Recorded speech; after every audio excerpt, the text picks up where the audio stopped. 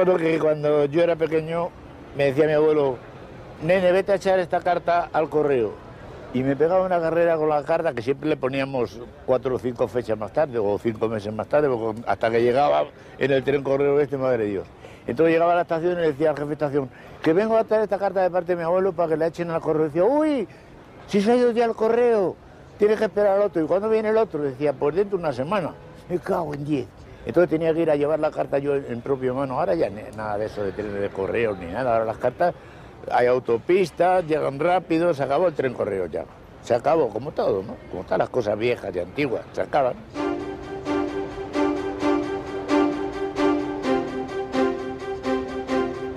El correo, desde sus inicios, siempre ha utilizado al tren como medio de transporte, y este ha sido para su desarrollo tan importante como lo fuera en su momento la introducción del buzón, que en España hizo el rey Carlos III. Como se ha dicho tantas veces, el ferrocarril fue la energía que aceleró la expansión del correo.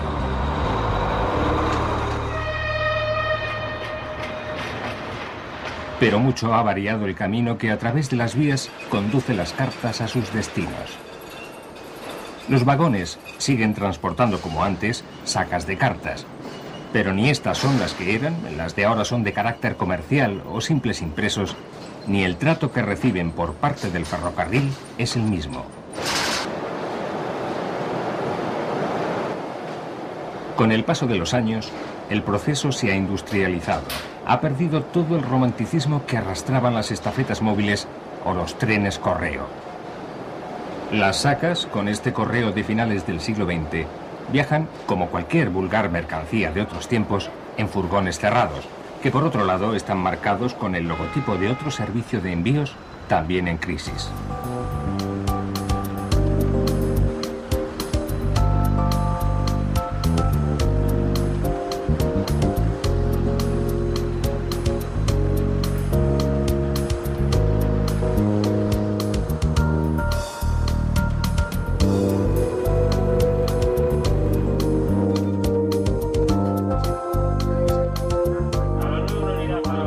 El mundo ferroviario es un mundo de comunicaciones.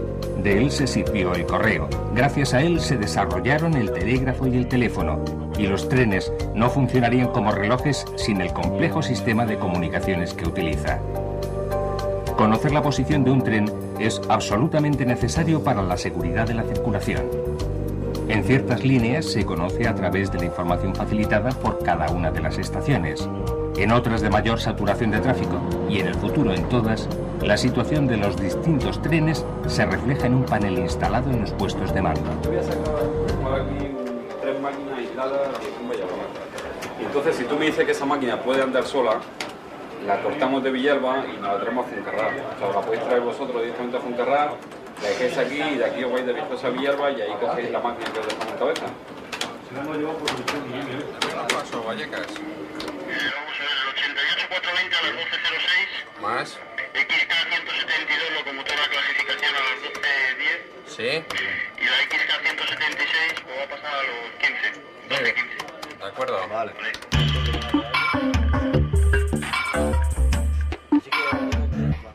Con esta información, el operador de circulación acciona directamente las señales y las agujas de una amplia zona ferroviaria que llega a cubrir cientos de kilómetros. Estas sofisticadas instalaciones son el CTC, Control de Tráfico Centralizado.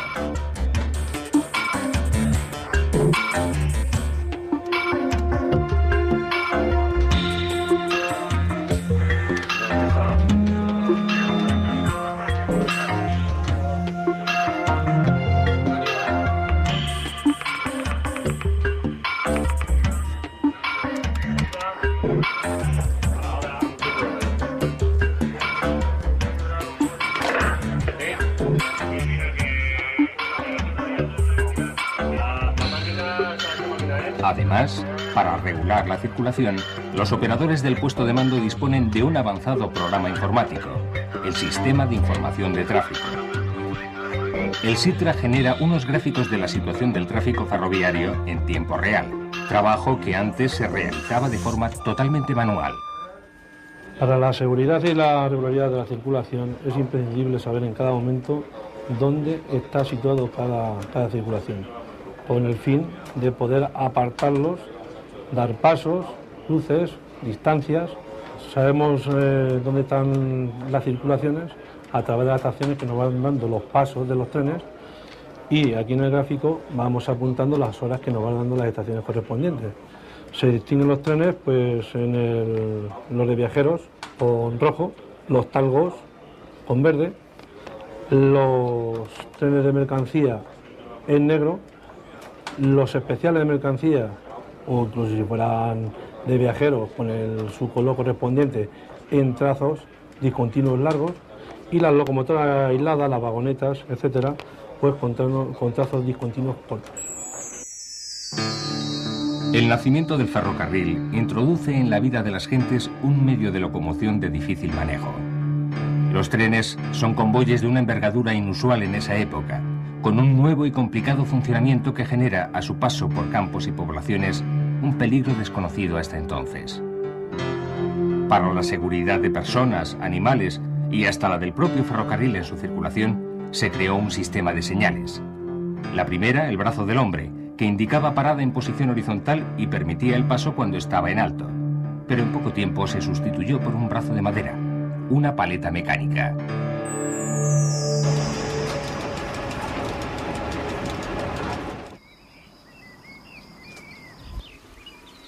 En los cruces con lugares transitados, caminos, calles y cañadas, el tren debe avisar, comunicar su movimiento.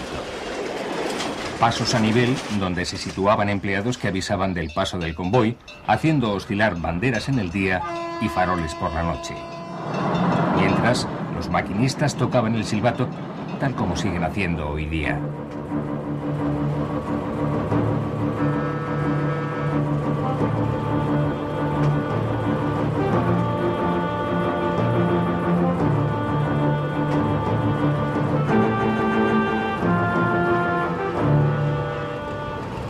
Salvo contadas excepciones que mantienen la tradición, las banderas y faroles se han sustituido con el transcurso de los años por barreras y semáforos. El regional por Huarca, conforme. Gracias.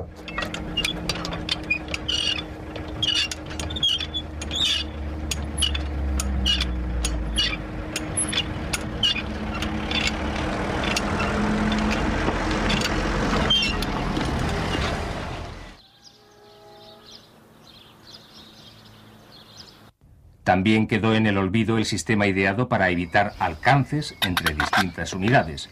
Cuando un convoy averiado quedaba detenido en una vía, se colocaban petardos 1 kilómetro antes del tren parado, explotando al paso de la máquina del tren siguiente, lo que avisaba al maquinista del peligro.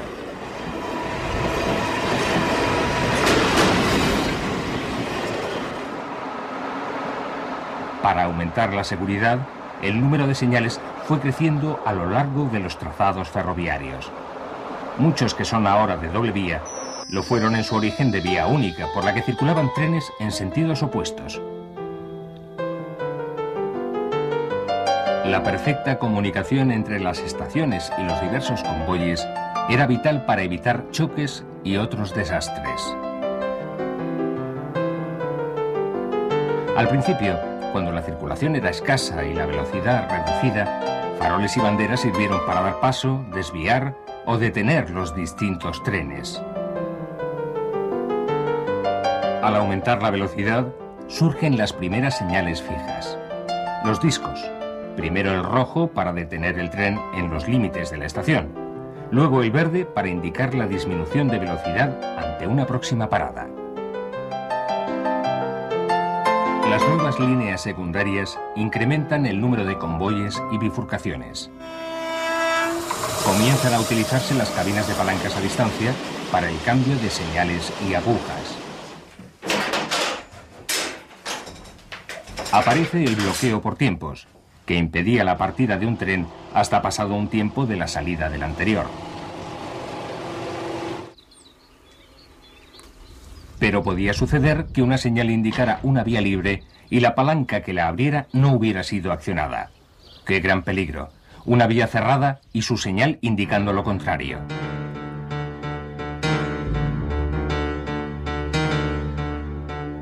Para impedirlo, surgen los enclavamientos.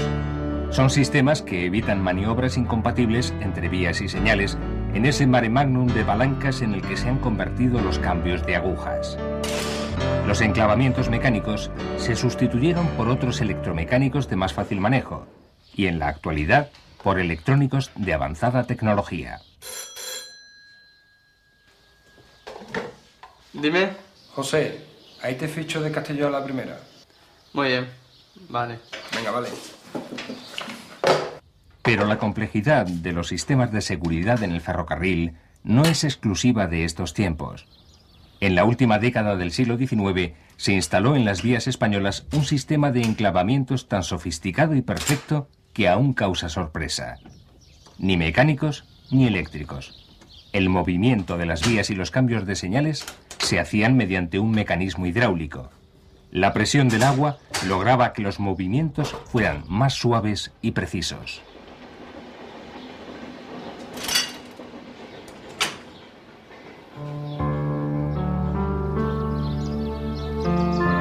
El costoso mantenimiento de kilómetros de finas conducciones de agua hizo que su uso se fuera sustituyendo sistemáticamente por los electromecánicos.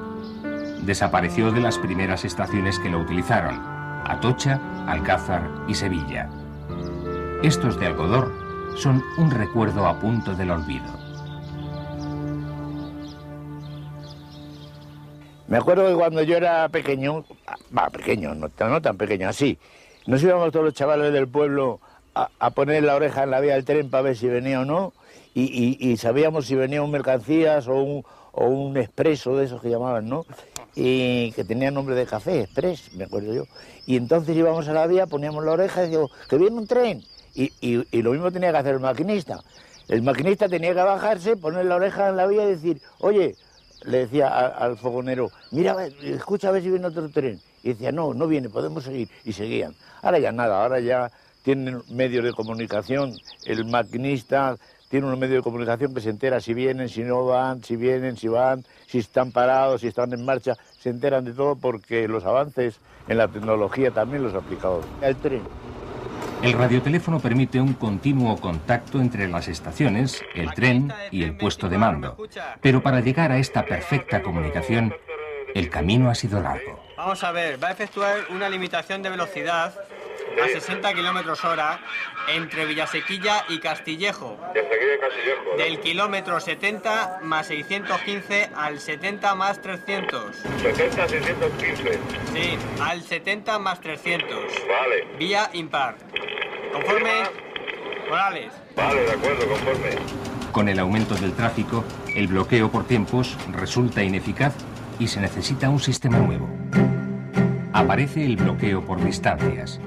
Entre trenes se mantiene una distancia de seguridad, los cantones, en sustitución de las diferencias de tiempo del sistema anterior.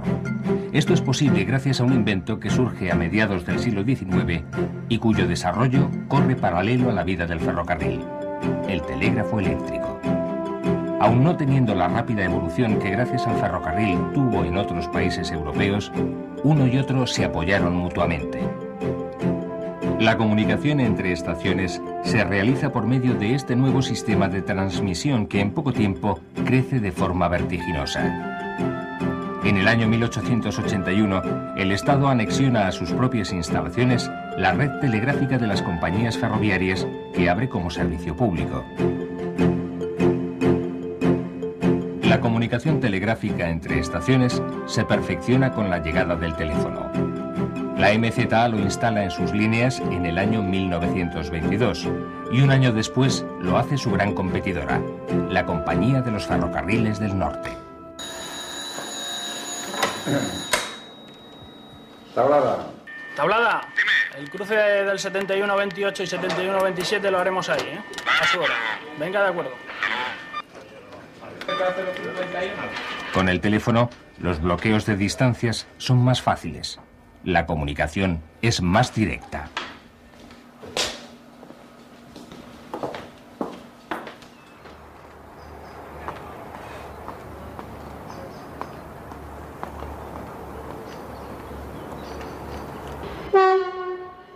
Con el teléfono llega la información y el jefe de estación detiene el tren en los andenes.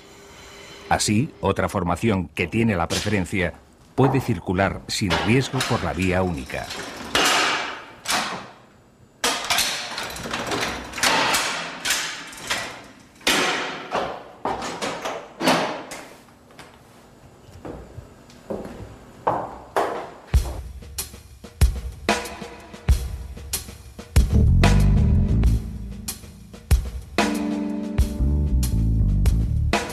Cambiada la aguja por el jefe de estación, el tren se mueve libremente por la vía despejada.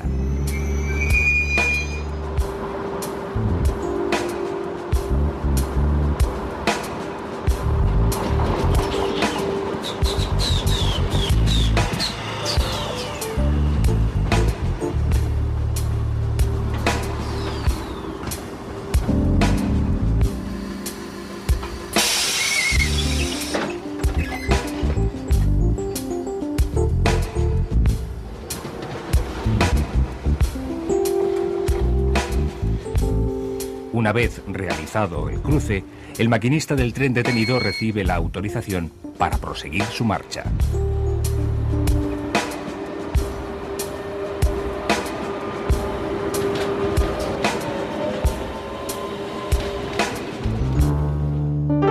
En el tren que en el año 1851 cubría el trayecto entre Madrid y Aranjuez, en nuestro flamante segundo tren peninsular ya existía un vagón que transportaba el correo. Pero lo hacía de forma completamente distinta a como todos guardamos en la memoria. El tren transportaba no solo las sacas de cartas, sino también al propio carruaje de las sillas postales que cubría de esta manera parte de su recorrido hacia Andalucía. Pero muchas de estas sillas de posta pronto serían sustituidas por oficinas ambulantes ferroviarias, que en lugar de unas arrobas eran capaces de transportar más de 2 toneladas de cartas por vagón. Desde 1844, la Real Orden que regulaba el establecimiento de los caminos de hierro en España estableció la obligatoriedad que tenían estos de transportar gratuitamente la correspondencia. Al comienzo, las expediciones ambulantes fueron instaladas en los mismos coches de viajeros, hasta que en 1863 se adquieren los 6 primeros vagones propiamente de correos del modelo belga. 3 años más tarde, fue la empresa MZA la primera en montar vagones de este tipo en nuestro país. En 1868, todas las líneas de ferrocarril están transitadas por alguna de estas oficinas ambulantes de correos, con lo que el servicio ha mejorado en rapidez, seguridad, regularidad y sobre todo en una disminución del costo por unidad postal enviada. El volumen de correo se triplica gracias al ferrocarril, que se convierte en la arteria fundamental para el transporte postal en la península. En el tren se trabajaba por zonas, entonces cuando llegaba el tren, las sacas de La Coruña, Lugo y eso, no pasaban por la central de Madrid, se metían en los trenes que salían hacia La Coruña y Vigo, y eso tardaba pues día y medio en llegar. A mí me impresionó mucho al principio ver la cantidad de cartas que se echaban en San Fernando, que era un sitio que porque había muchos soldados haciendo la mili, pues salían todas las noches a la hora del express, ya hasta cola. Eso, claro, era 1 minuto y medio lo que tardaba el tren en arrancar, y tenían que echar la carta para la novia, para la familia. Salías de Cádiz, recogías todas las estaciones grandes, Jerez, San Fernando. Antes se iban echando cartas a los buzones en las estaciones. Entonces, al llegar a Madrid, todo el correo que habíamos recibido durante el camino llegaba trabajado. Vale, abre de ahí. Los empleados de correos realizaban todo tipo de operaciones, desde clasificar la correspondencia a certificar una carta. Un servicio que rodeó la vida de estos funcionarios de un halo de leyenda.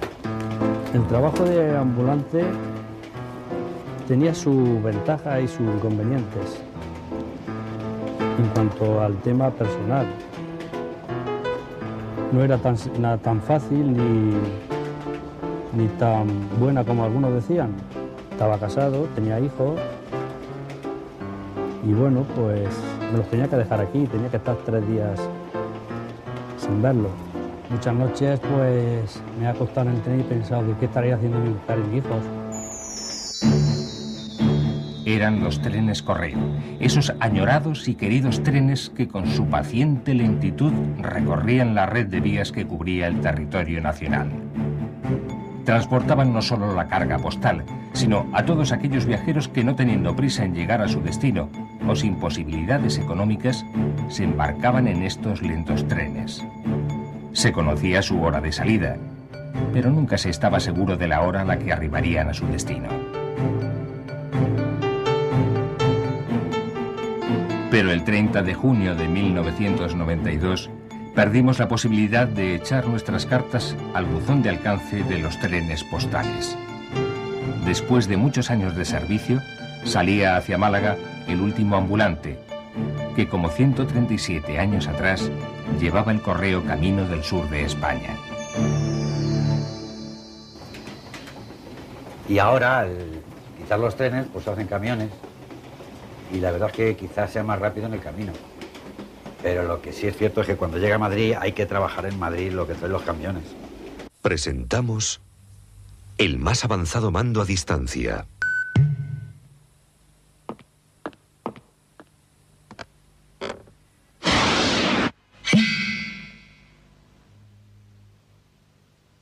Pack Express, de puerta a puerta, para lo que usted mande.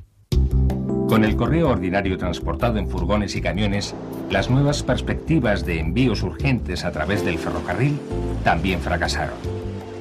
Estrictos criterios de rentabilidad y la dura competencia que el transporte por carretera supone en las comunicaciones terrestres fueron determinantes.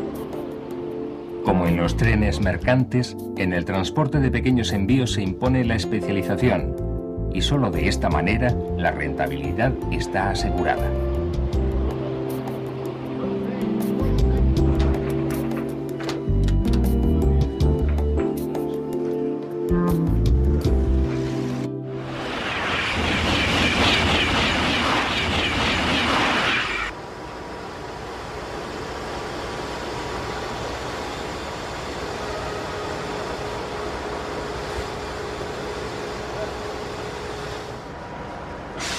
La rapidez y eficacia de los trenes de alta velocidad hacen que el servicio Pack Express AVE, que la línea Madrid-Sevilla ofrece, sea el único que ha soportado la crisis que ha afectado a este servicio de transporte urgente puerta a puerta.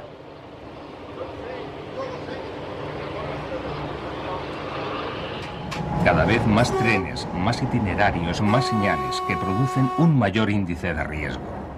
El fallo humano, por acumulación, es ahora más probable. Comienza a utilizarse la repetición de señales. Se instala en las máquinas un dispositivo acústico que suena si la máquina sobrepasa una velocidad señalizada.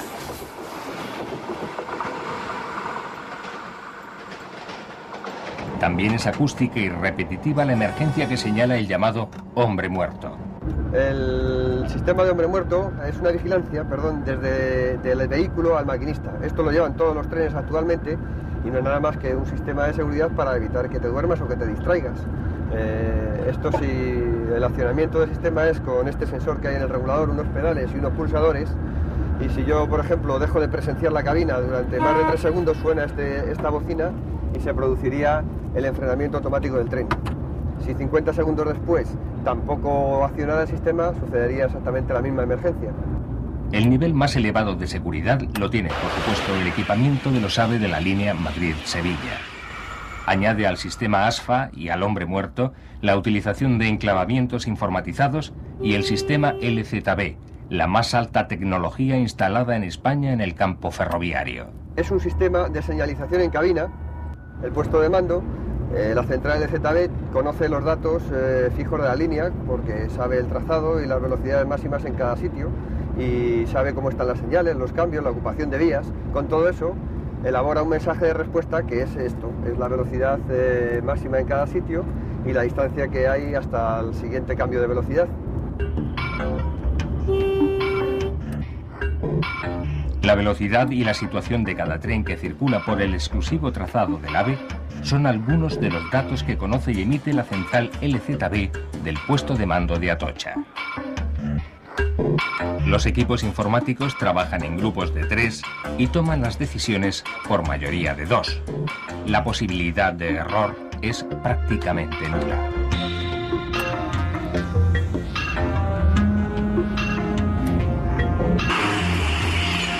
A este sistema, base del CAT, conducción asistida de trenes, se suman los enclavamientos electrónicos extendidos a lo largo de la línea. Permiten dirigir la conducción automática desde el puesto de mando.